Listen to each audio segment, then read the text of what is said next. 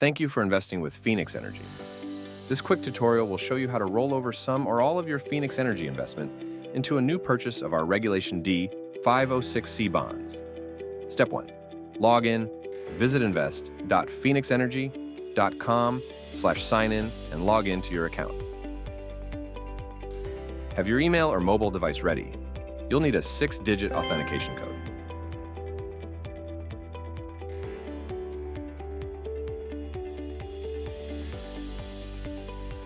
Step 2. View your portfolio. Once logged in, you'll see your full portfolio, including a transaction table with details about your Phoenix Energy holdings. Look for the maturity date column to identify bonds that are nearing maturity. Step 3. Select a bond to rollover.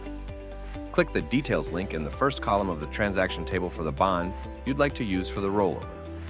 Step 4. Start the rollover. At the top of the investment details screen, look for the rollover icon, a curved arrow with a dot beneath it. Click it to begin. You can invest any portion of this amount. Anything not reinvested will be distributed to you at maturity.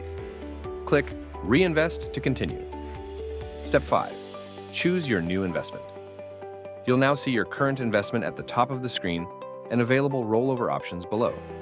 Make sure to enter your investment amount, choose your preferred payment frequency, and select the term length. Click Invest for the option you'd like to select. Step 6. Review and confirm. You'll be guided through the investment process. Most information will be pre-filled from previous transactions, but take a moment to confirm that everything is correct. Some investors might have to resubmit proof of accreditation.